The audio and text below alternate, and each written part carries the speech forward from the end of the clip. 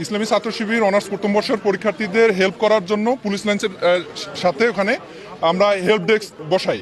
সেখানে শিক্ষার্থীদের ব্যাগ এবং মোবাইল আমরা ফ্রিতে জমা নিয়ে রাখতেছি যেন তারা পরীক্ষা শেষে নিতে পারে। তো আমাদের হেল্প ডেস্কে এই গ্যারেজের মেহেদি এবং আরও গ্যারেজের যারা কর্মচারী আছে এরা এসে আমাদেরকে ওখানে বাধা প্রদান করে যে এখানে আমরা গ্যারেজে রাখতেছি, আপনারা এখানে রাখতে পারবেন না। তো আমাদের ভাইরা বলছিল ভাই আমরা তো এখানে শিক্ষার্থীদের হেল্প করছি, আপনাদের ওখানে যারা যায় যাক, আমাদের এখানে যারা আসে আসুক। তারা বলে যে আমাদের অনুমতি ব্যতীত তোমরা এখানে কোন সাহসে করলো, আমাদেরকে না বলে তোমাদেরকে কে সাহস দিছে এরকম করে। তো তারপরে যখন ভাইরা বলতেছিল যে ঠিক আছে আমরা তাহলে আপনাদের ওইদিকে যাচ্ছি, আমরা ভাইদেরকে ডাকি। ওরা সেই সময়ই ৩-৪ জন এসে আমাদের ওখান থেকে ৩ জন ভাইকে এই গ্যারেজে নিয়ে আসে বেধড়ক পিটায়। সেখান থেকে মোবাইল খাতা যেগুলো ছিল সবগুলো নিয়ে আসে তারা এখানে নিয়ে আসে। ওই ভাইদের কাছ থেকে ৩০০ টাকার মুসলেক আছে, এখান থেকে আবার চলে যেতে বলে। আবার যখন আমি আসার পরে থামাইতেছিলাম যে ভাই ঠিক আছে দেখি বিষয়টা, তারা আবার তখন উত্তেজিত হয়ে সবাই আমাদের ওখানে যারা উপস্থিত ছিল প্রত্যেকের উপর হামলা করে। এর মধ্যে মেহেদি হচ্ছে সব থেকে বেশি ছেলেদেরকে মারে।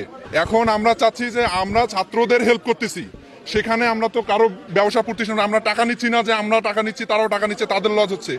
এখানে শিক্ষার্থীদের হেল্প করা কি আমাদের অপরাধ? যদি শিক্ষার্থীদের হেল্প করা আমাদের অপরাধ না হয়, আমরা এই হামলার সাথে জড়িত প্রত্যেকের গ্রেপ্তার এবং দৃষ্টান্তমূলক শাস্তি দাবি করছি।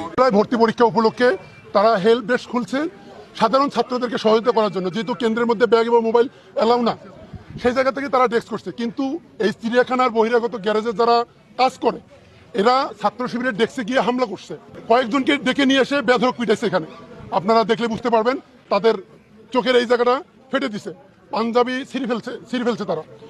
এটার কারণ হচ্ছে আমরা এখানে হেল্প ডেস্ক দিচ্ছি কেন? সাধারণ ছাত্রদেরকে সহযোগিতা করার জন্য। কিন্তু তারা এখানে টাকার বিনিময়ে তারা হেল্প ডেস্ক করছে। তারা করতে পারে, কোনো সমস্যা, আমাদের আপত্তি নাই।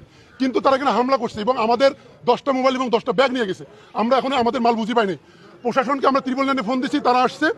আসার পরে আমরা তাদেরকে দেখাই দিচ্ছি যে সন্ত্রাসীরা এখানে তারা এই অবস্থা করছে। তারপরে ওখানে দাঁড়ায় থাকে থেকে বলতে আমরা দেখি শুনি বুঝি, এইভাবে সময় কালক্ষেপণ করার কারণে সন্ত্রাসী পালিয়ে যাওয়ার সুযোগ করে দেওয়া হয়েছে।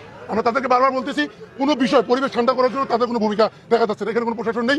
বারবার বলেছে আপনাদের ফোর্স রাখেন। তারা 2 জন পুলিশের আমাদের সাথে কথা বলার চেষ্টা করতেছে।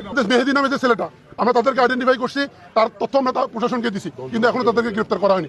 এখানে 10 থেকে 15 জন এই সন্ত্রাসী কার্যক্রম তারা পরিচালনা করে। আমরা চাই সন্ত্রাসীদেরকে দ্রুত গ্রেপ্তার আওতায় নিয়ে আসতে হবে এবং আমাদের যে মালের ক্ষতিপূরণ হয়েছে তাদের ক্ষতিপূরণ দিতে হবে এবং আমাদের তাদেরকে আহত করছে তাদের ক্ষতিপূরণ দিতে হবে। মোবাইল রাখা নিয়ে তাদের মধ্যে কিছু ঝামেলা হয়, তারা এসে অতর্কিতভাবে এখানকার যারা ছাত্ররা ছিলেন তাদের উপর হামলা করেন এবং কিছু মারধরও করেন। এই বিষয়ে আমরা তদন্ত করতেছি। অলরেডি একজনকে আমরা গ্রেপ্তার করছি, আরও গ্রেপ্তার চেষ্টা করছি।